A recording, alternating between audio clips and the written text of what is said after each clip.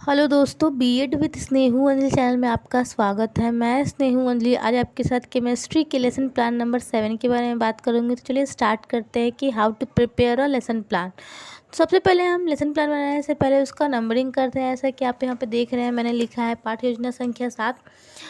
उसके बाद फिर हम छात्र अध्यापिका या फिर छात्र अध्यापक जो भी लेसन प्लान बना रहे हैं वो अपना नाम लिखेंगे।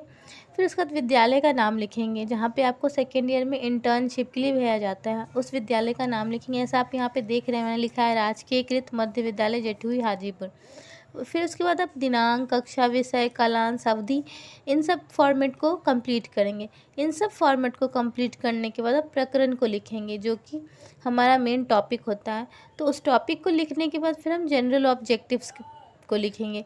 जनरल ऑब्जेक्टिव्स आप 5-7 जितना हो उतना लिख सकते हैं। मैंने यहाँ सिर्फ 5 ही लिखा है, क्योंकि ये लेसन प्लान जो है वो बुक मेरी है, तो सब में समान, यानी कि जो जनरल ऑब्जेक्टिव्स है सब एक जैसे होंगे, तो इसलिए मैंने यहाँ पे 5 ही लिखा है। ऐसे देख, पहला जो है वह है छात्रों में विज्ञान विषय के प्रति रुचि उत्पन्न करना। इससे पहले भी जो भी वीडियो मेरे हैं उसमें भी मैंने पहला उद्देश्य यही लिखा है।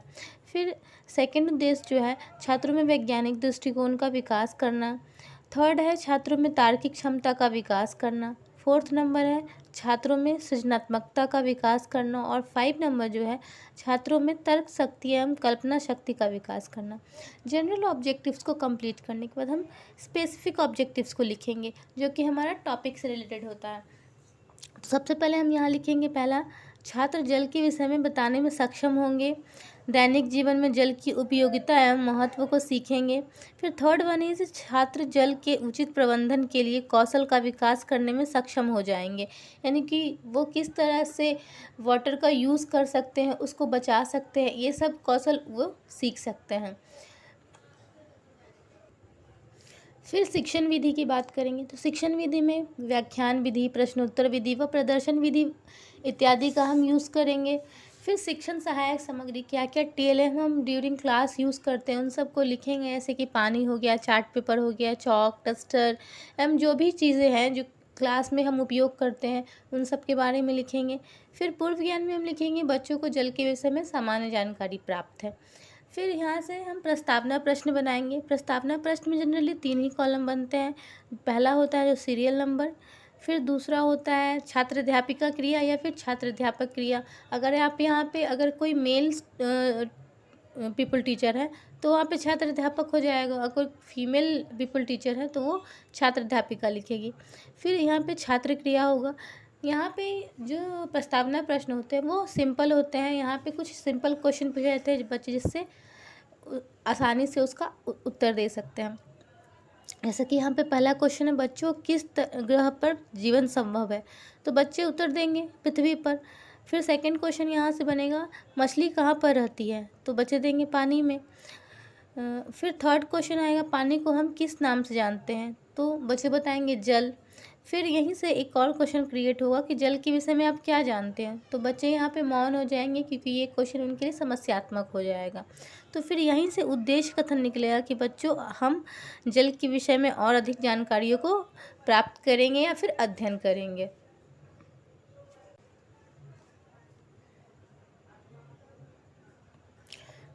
फिर बात करते हैं प्रस्तुतिकरण की। तो प्रस्तुतिकरण में जनरली 4 कॉलम मैंने बनाया है। यहाँ पे 5-6 कॉलम भी बन सकते हैं। अगर आपको यहाँ पे जो भी शिक्षण विधि यूज़ करना है वहाँ पे आप अगर लिखना चाहते हो तो लिख सकते हैं। मैंने यहाँ पे 4 ही कॉलम बनाया है क्योंकि मैंने शिक्षण विधि पहले ही लिख दिया है। तो यहाँ से सबसे पहला आएगा शिक्षण बिंदु, फिर छात्र अध्यापिका कार्य, छात्र क्रिया और ब्लैकबोर्ड वर्क। तो यहाँ पे कुछ जो छात्र अध्यापिका होंगी कुछ विकासात्मक यानी कि डेवलपमेंट्री क्वेश्चन पूछेंगी बच्चों से। तो पहला क्वेश्चन जो है भोजन करने के उपरांत हमें किस चीज़ की आवश्यकता होती है, तो जल की। फिर उसी से दूसरा क्वेश्चन बनेगा जल का रंग कैसा होता है, तो बच्चे चुप हो जाएंगे। फिर यहाँ से मेरा जो टॉपिक होगा वो यानी कि जो शिक्षण बिंदु होगा मेरा टीचिंग पॉइंट वो जल हो जाएगा। यहाँ से छात्र अध्यापिका कथन बताएंगी कि जल क्या होता है, एक रंगहीन, गंधहीन तथा स्वादहीन क्या है, एक लिक्विड है जिस जो है 100 डिग्री सेल्सियस पे क्या होता है, उबलता है, और 0 डिग्री सेल्सियस पर क्या होता है, जम जाता है, यानी कि फ्रीजिंग पॉइंट जो है इसका 0 डिग्री सेल्सियस है। छात्र यहाँ पे क्या करेंगे, ध्यानपूर्वक सुनेंगे और यहाँ पे हम फिर कुछ फिगर ड्रॉ करेंगे ताकि बच्चे उसको ईजिली से अंडरस्टैंड कर सकें। फिर यहाँ पे जल का क्वथनांक, फिर हिमांक, ये सब कुछ हम बताएंगे ताकि बच्चे और अच्छे से समझ पाएँ। फिर यहाँ पे हम कुछ जल के बारे में और बच्चों को डिटेल से बताएंगे कि मनुष्य के शरीर में उसके भार का 70% जो मात्रा होता है वो जल का पाया जाता है। पृथ्वी की 3/4 भाग में जल पाया जाता है। जल अन्य द्रवों की अपेक्षा देर से गर्म होता है तथा देर से ठंडा भी होता है। इन सब चीज़ों को क्या करेंगे, छात्र ध्यानपूर्वक सुनेंगे। फिर यहाँ से हम कुछ बोधात्मक प्रश्न बनाएंगे कि जल किस ताप पर उबलता है, तो बच्चे बोलेंगे 100 डिग्री सेल्सियस पर।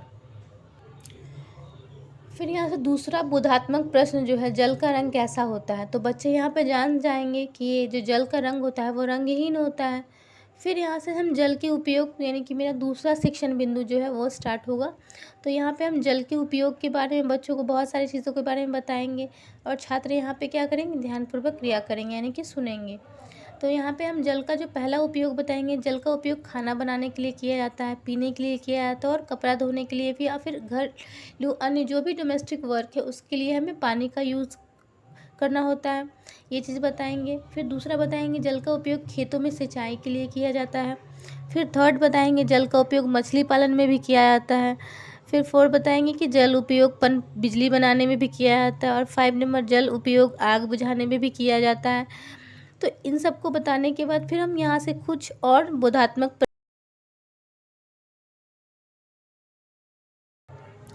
फिर इन सबको कंप्लीट करने के बाद फिर हम यहाँ से कुछ बोधात्मक प्रश्न बनाएंगे, जैसे कि सिंचाई के लिए किस का उपयोग किया जाता है, तो बच्चे बताएंगे पानी का।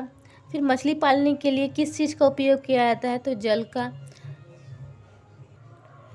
फिर यहाँ से जब प्रस्तुतिकरण ख़त्म हो जाएगा तो हम निरीक्षण कार्य करेंगे। तो निरीक्षण कार्य में यही जनरली होता है कि छात्र अध्यापिका या फिर छात्र अध्यापक जो होते हैं वो शिक्षण के दौरान छात्र लोगों को घूम घूम कर देखते हैं कि वो क्या कर रहे हैं, यही काम निरीक्षण का हो जाता है।